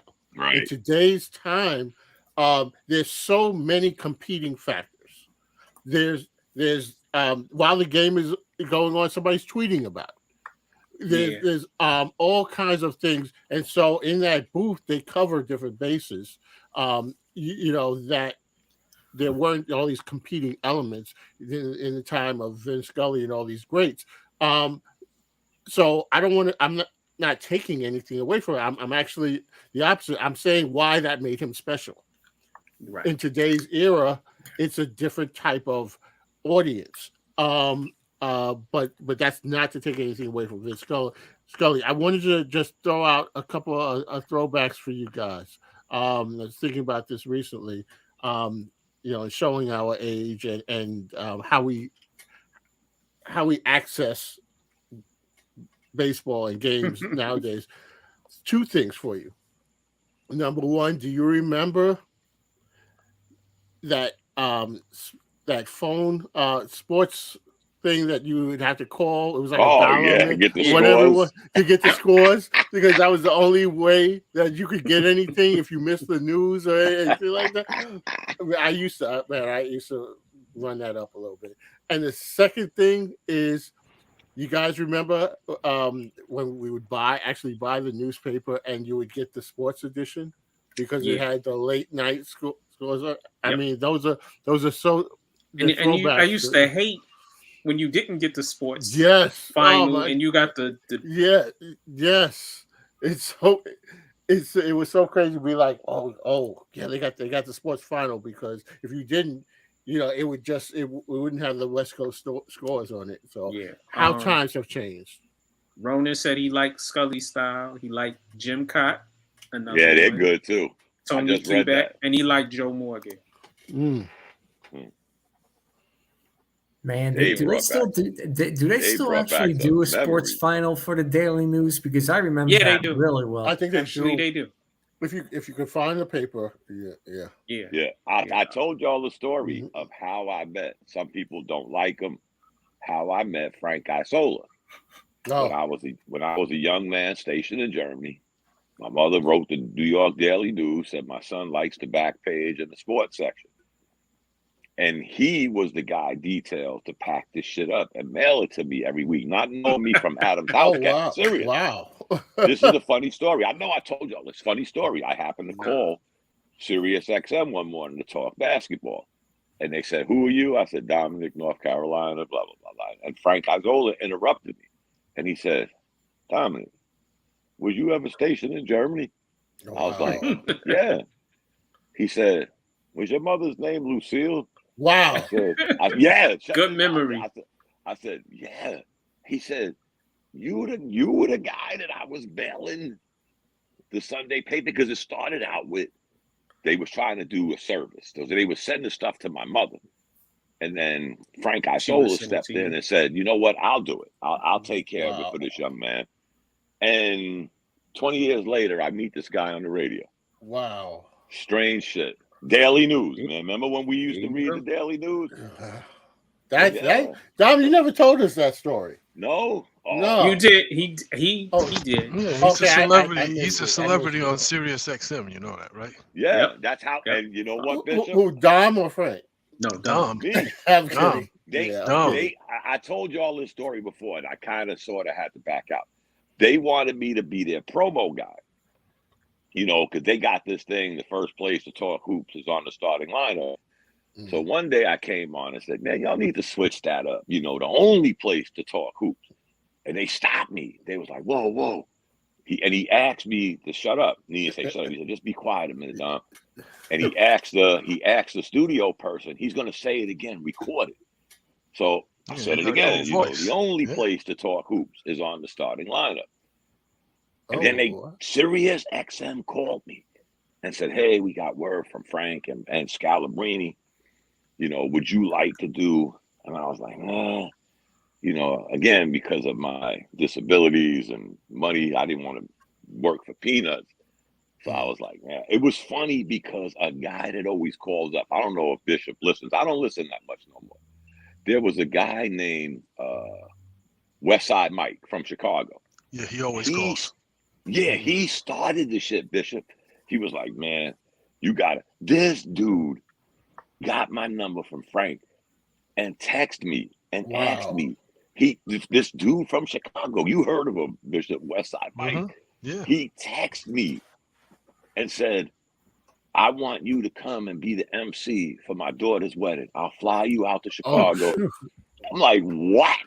And you guys know, I don't know how to say his name. Amina Haslam. Yeah, Amina Haslam. That's his name, Bishop. Yeah. Well, one day I thought I was calling. Well, he was on with Frank. I sold him one morning, and I was talking, and he stopped the show. He just stopped. He said, "Talk no more." He said, "Does anybody remember the homeless guy that they called the Golden Boy, Ted Williams?" Yes. He said, "We can't use that for him no more." Then he started. I was like, that's why I stopped calling Bishop, because I would get texts from Frank in the morning. Wow. I have his phone number. He would text me in the morning and ask me would I chime in on a certain topic, especially the Knicks. Yeah. But nowadays, you know, I don't. You do have a good voice. You have a good voice. Yeah. Always. It's very distinct. Yeah, rated some X-rated films. Oh, you know. I heard it all now, baby. Oh man. Yo, fellas, let's move along. Good time. Always in the gutter. I thought it was a family show. It's after hours. It's after hours. Speaking of after hours, oh gosh, yeah. Deshaun Watson, was he suspended, or did the judge recommend that he be suspended 6 games? Go ahead, man, scientist. Allow me to indulge on this mess. So I kept an eye on this for a while, and Judge Sue Robinson is a person above, is a jurist above reproach. She was the perfect person to take it to take this case, you know, for both the NFLPA and NFL. She was literally by the book, and it was probably one of the most well-written decisions that both sides saw. And if you were to read the decision, she laid everything out bit by bit by bit and by bit. And she pretty much hit everything on the head. But she said, what Deshaun Watson did not fly in the face of like what Ray Rice did. So 6 games would be the most I would suspend them for. She said that, if this were of a violent nature, that she would have thrown the book 100 times harder at Watson. Mm-hmm. But based on the nature of like what happened, this would be the appropriate punishment. Of course, the NFL was like, no, we're still going to appeal it because we want Deshaun Watson suspended indefinitely, minimum being a year. So of course they're appealing it, and Goodell pretty much, Goodell pretty much said, I'm not going to hear it, but I'm going to have the Attorney General from New Jersey, hear the appeal. Problem is, the Attorney General in New Jersey, my home state, happens to be comfy cozy with Roger Goodell. So I don't see this appeal going well at all for Deshaun Watson. So, mad scientist. So she has jurisdiction on him being suspended. Yes, her recommendation. Her recommendation was 6 games, which everybody and their mother, every legal person out there, every armchair quarterback out there, all thought that Deshaun Watson was going to get the 6-game suspension, and that is the recommendation made by the independent arbitrator, who happens to be a retired federal court judge. Okay. So obviously the NFL was not happy with that decision, hence why they're appealing. So the NFL wants him to sit another year? No, the NFL wants to suspend them indefinitely, with the minimum being 1 year. Minimum. For what? Exactly. For what? For massage parlor issues. Well, wait a minute. I'm being PG right now. But I'm confused. I'm confused because the only thing that I got out of this is he got massages and he finessed happy endings out of the massages. Right. So how is that a crime? No. How is that a crime? It's not. It's just that Tony Busby, the plaintiff's attorney, made this as big as humanly possible. However, 23 of the 24 cases have now settled out of court.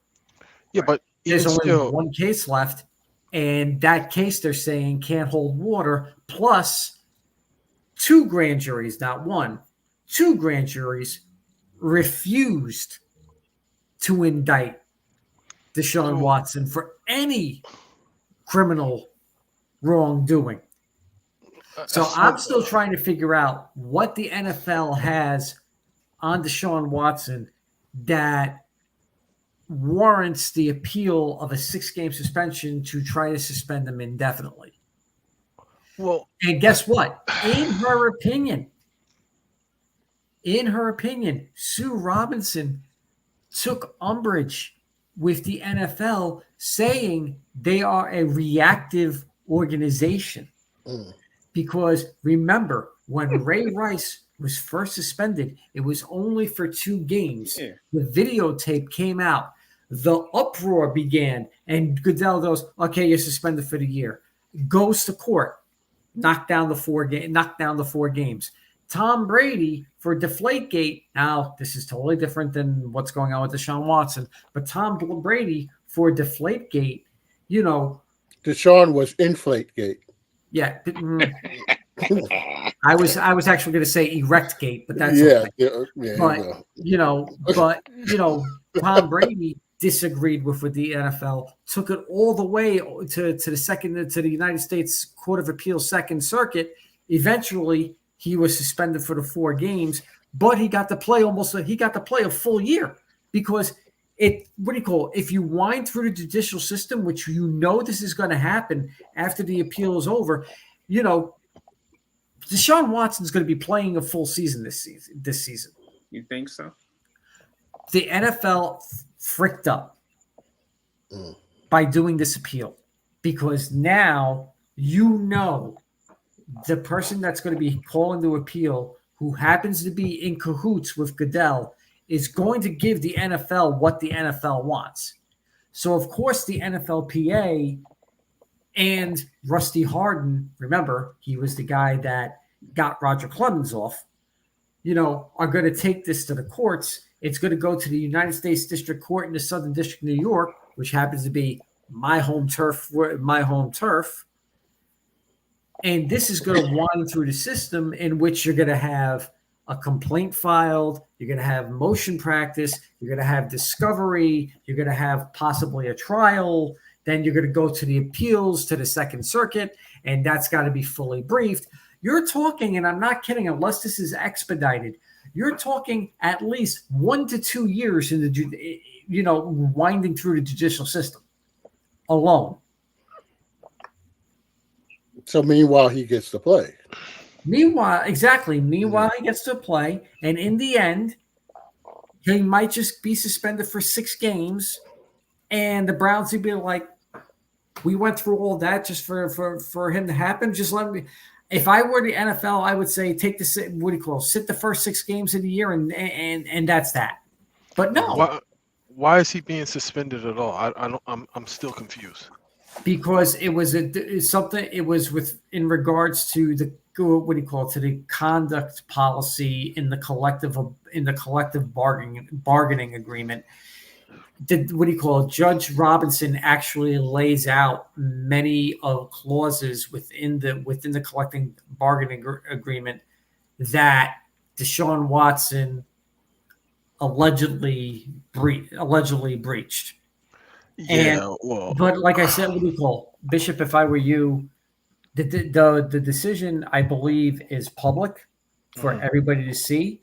If you were to read it, you would see how well written this decision is, in which to me it was pretty ironclad. This is just the NFL, to me, being petty as BS because they didn't get what they wanted. So in other words, the bottom line is you're penalizing someone for exercising their God-given right.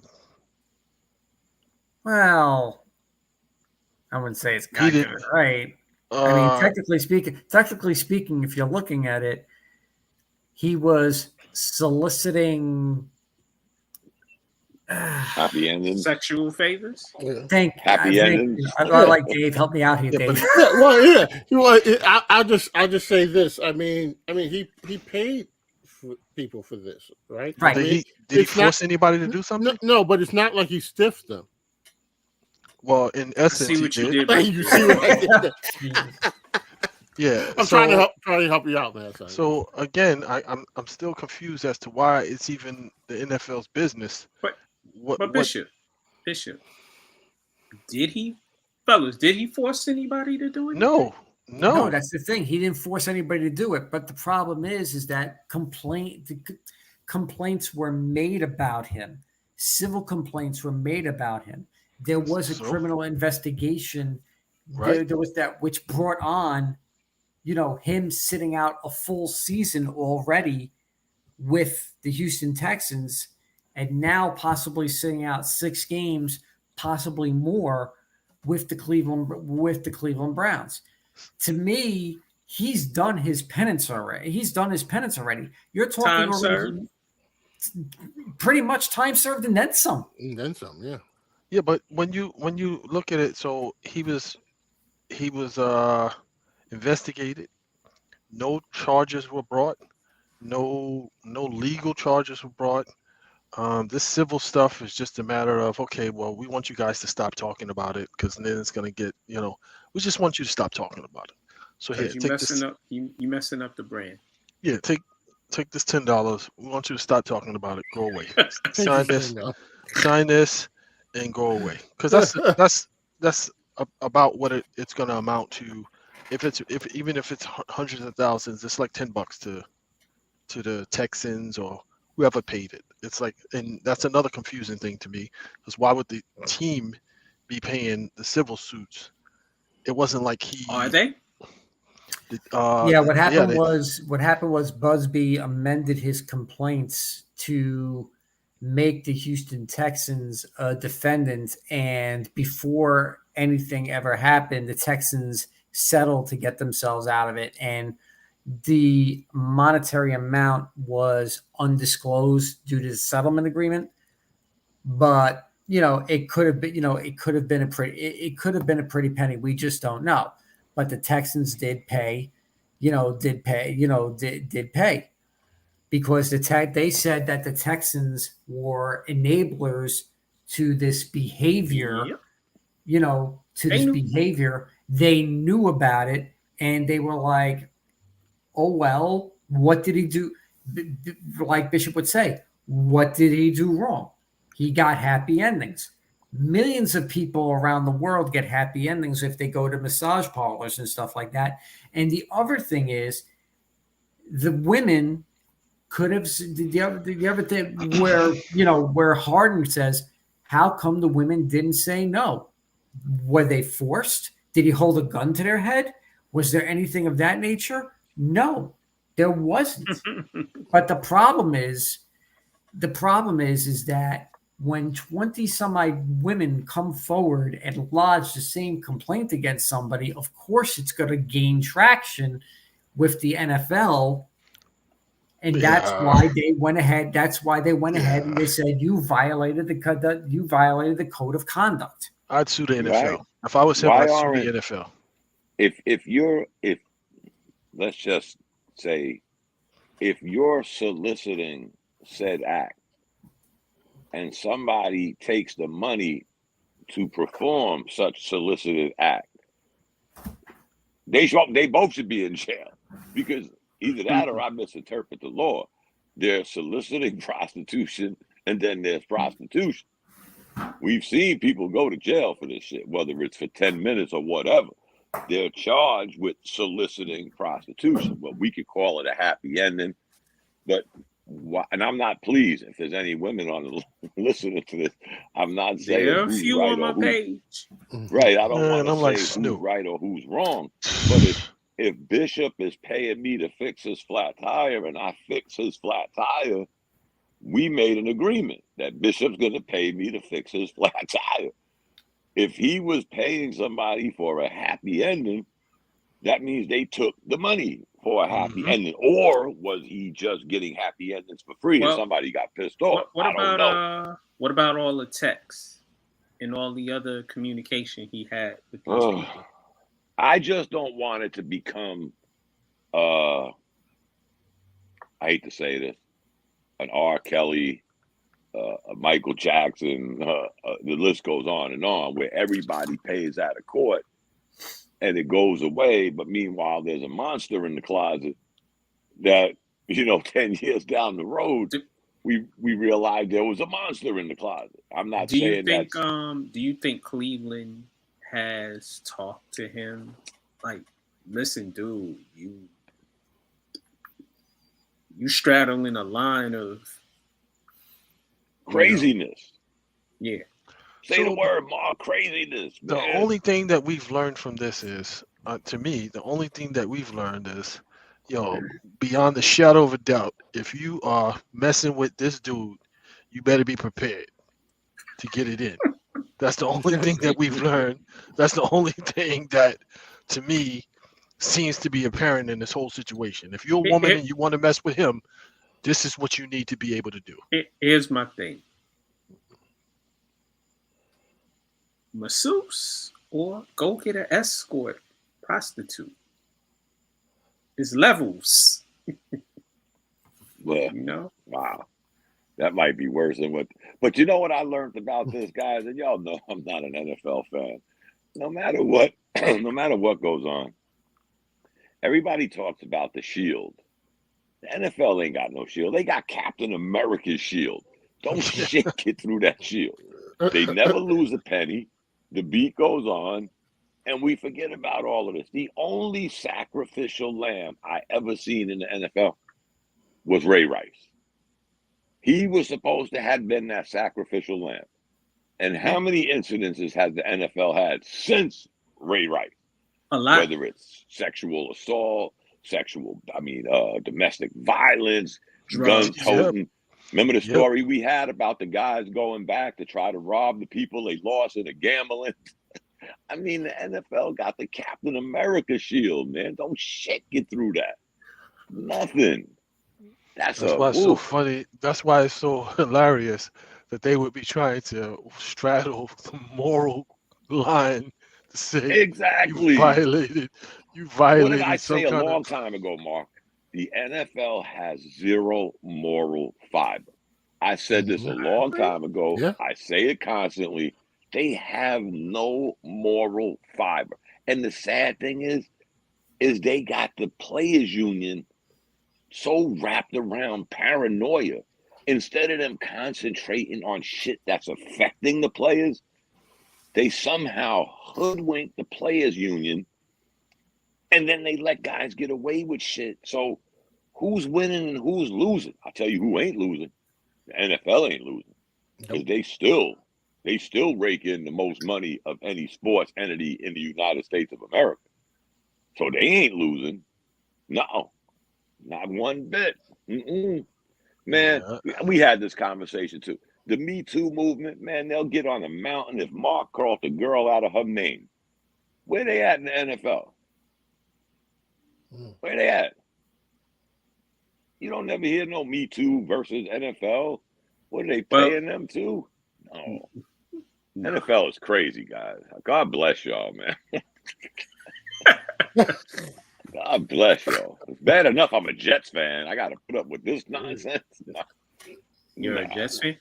Jets might be better this year, though. I don't care. I'll watch them if they're on Red Zone. Yeah. I don't watch a football game. It's crazy to me that it was even a thing. Like, that it was even a thing. And it's like the only reason why that lawyer got involved is because he wanted to secure some loot for himself. So it's like, yeah, I got to get something out of this. My name got out there. They got you know, they got their money, so he's gonna get broke. I heard it was like $25 million. Yeah, so he get if it was $25 million for 23 women. Mm-hmm. Yeah, he walked away with 2.5. Probably even more.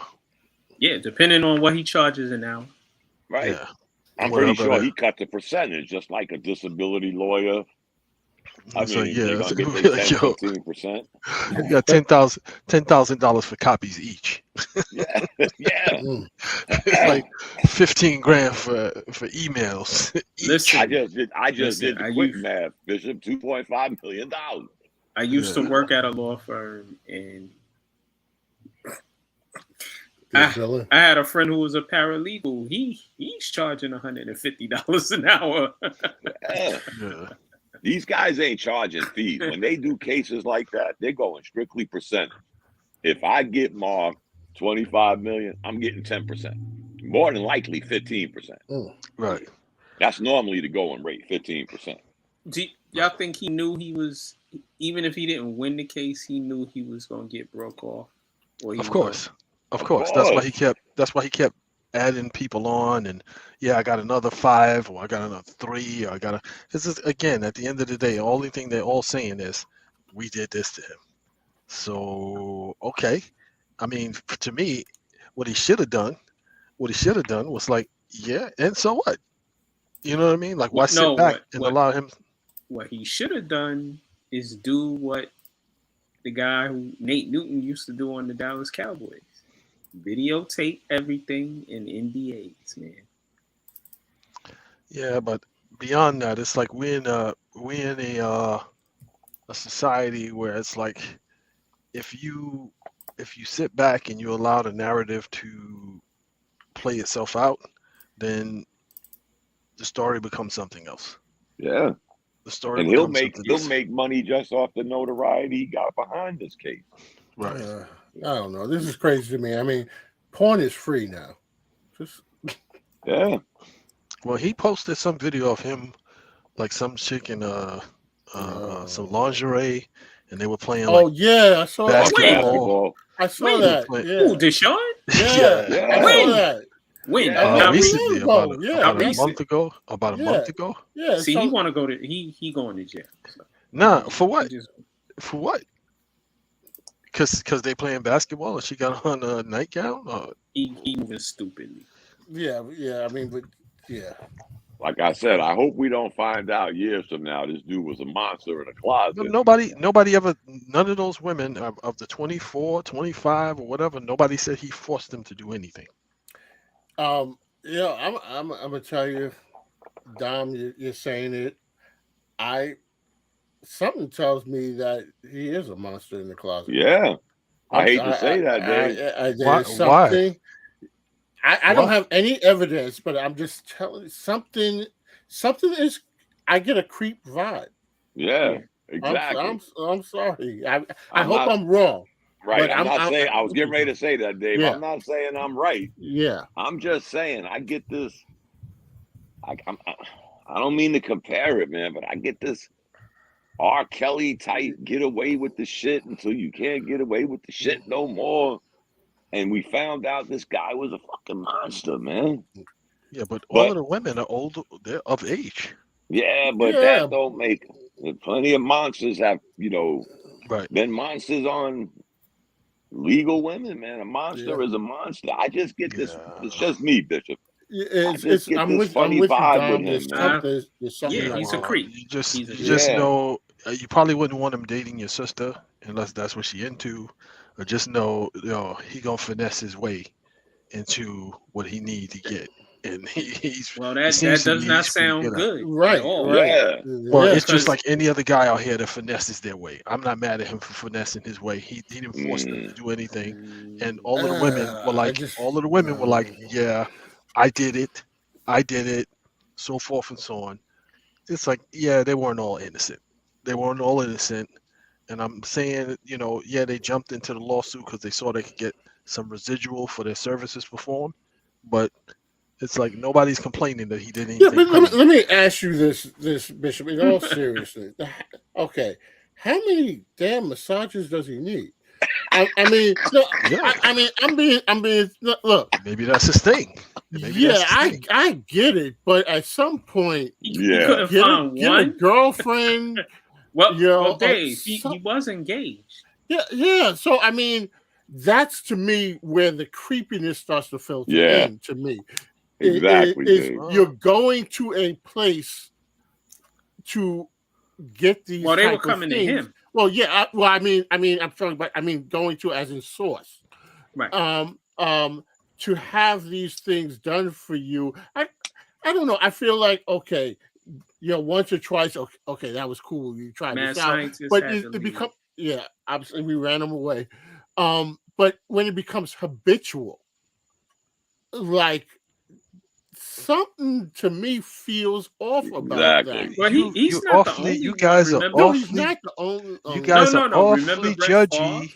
Awfully judgy. No, it's not. No, but I'm not being judgy. I'm just telling you that there are certain traits. Yeah. And Dave makes a good point. And why did he have so many different ones? Yeah, I mean, variety is the spice of life. It's the yeah. But look. There comes a point where you have to at least, be in some control. How old is this guy? 27, 25, 26. 20. So these encounters are happening. These encounters are happening in his early to mid 20s. That's what these dudes do. He's a football player. Everybody knows him. Don't make it right. No, I'm not saying it makes it right. I'm just saying that you are expecting behavior of a 20-something-year-old that's not raping women. He's not raping anybody or not forcing anybody to do stuff. He's finessing his way into situations. No. Let me say this. Go ahead, man. Dudes go to parties. They go to strip clubs, and they meet women, and then they take them back to wherever, to a hotel, to their car, to their house, and they do what they do. Right. He is. I need a massage. No, I'm not. I don't want her. Oh, yeah. Let me. He's calling, and he's not calling I think we're looking at masseuses. We thinking of seedy masseuses. They're not those type of masseuses. But somehow they wind up getting involved in getting paid for something else. Somehow. Yeah, but the problem that I have with it is you gave his age, early 20s. The man is a professional athlete. Yeah. There is an abundance of women. We're not talking about a guy who can't get someone, so he goes to these places and pays people. But his kink is his kink. His kink is his kink. Yeah. I get it, but to me, it verges on a creepiness to Yeah, me. he's Yeah. creep. He's creep. Yeah. What's that old saying, Dave? You might not be a crackhead, but you acting crackish. Yeah. So that's to Don's point about. Hey. I hope that down the road we don't find out that he was this monster, because Right. it to me it's just funny. Like, you don't necessarily need this now. If that's the way you get off, then let's say that. Okay, Yeah, but I'm what's not wrong with going to that? no. That's what I'm saying. I'm not going to knock that, but let's not act like it's not what it is. But to me, it just it. I feel like after this, I need to take a shower, because something feels dirty to me. Well, You know what? It was like, yeah, you know what? I'm- Sometimes you just got to get grimy, and maybe that's the state. Maybe that's the state. But that's not even grimy. Just Maybe No, that's it, it's or not- gritty, it- or it's whatever not- it is. it's not- listen. It's like, yo, Instead of masseuses, just go buy you a go get you an escort. well, I mean, to me, That's what don't get me wrong, escorts are like, I'm not paid judging. for. Right. I'm not judging anybody for what I'm it not is that judging they We're do. not I'm just We're not saying. judging. But I'm just saying, like, I'm not. If Why- none of the allegations were that he forcibly did anything, to me, all that says is he was able to finesse his way into some So situations. Bishop, all of that this would have normally- been for naught if he'd have went to a professional escort. Yeah, because remember, Michael loved the children. I mean, there's something. I'll tell you what, man. Before I go, Dave struck a chord with me with, like, why did you need that many? Right. I mean, Bishop will say variety is the spice of life, but that just seems creepy, man. Maybe that's his thing. As though. a That's his normal thing. dude, man, that seems creepy. It's very Maybe creepy. you're maybe you've never had an experience where you had a random woman provide a service for you, and maybe that was just his thing. No, I never had to. I'm just saying. But see, this is the thing. They're not. Yo, so just because because you're you're talking normal. about what a great voice I have. I mean, Yeah, I right, never had right. to do that. But they're not so random, because they are a type. He is Masseuse. seeking out. Yeah. Certain So masseuse and- so they're not really. It's not like he met some woman and this happened. He is seeking out. Yeah. So what I'd like to flip this on is, okay, so is that an indictment of him, or is that an indictment of the integrity of the masseuse who performed those services? Well, I think there's culpability on both both, sides. Yeah. Well, he's the one bearing the brunt. He's the one Right, bearing the brunt because- of because- this. Well, he's a dummy. Yeah, but I'm just saying he's the one bearing the brunt. Why don't they release all of the women that performed the services for him? Why don't they get the walk of shame? Yeah, I mean, but what He's the only one getting the walk of shame. I don't. Right. Nah, I'm not. Right. Yeah. Well, I understand that, and I understand He that deserves the walk of But- shame for doing Yeah. salacious actions. Well, Hey, Hannibal Lecter was a great talker, man. He was a genius, but he was eating brains. Yes, Right. right. right. So, And then what does it say? Robert Kraft had the nerve to. well, see, that's the thing. It's a No, Well, travesty. hold on. Y'all know I gave him a nickname, right? He is the What? rub out king. He can't say yeah, nothing about right. masseuses Absolutely. and Deshaun Watson. That was the audacity for me. But then there's a meme going around that I don't believe it. I don't believe that it's true. But somebody, maybe they know better than I do. But that Roethlisberger was even talking about it. I've No, seen a that meme is fake. Yeah, I said it has to be fake. That has to be fake, or else that man is concussed. Because for him to He didn't comment say on something, yeah, I looked at it and I said, no way that is true. That's why I didn't even bother sharing it. But I said, let me just ask to confirm, because that was just total ridiculousness. With that, Well, fellas, On that note, yep. I'm about I to was- fall asleep. Yeah. I got to I say had a long day. when before we go, when Mad Scientist was on and he was like, indulge me with this. I was thinking about I think it was Blazing Saddles when dude said a lot like, excuse me while I whip this out. I just I said no, but all right, fellas. Yo, Right. with that, this is In the Paint. This is the realest show in sports. It was highly real tonight. I'm Max 611.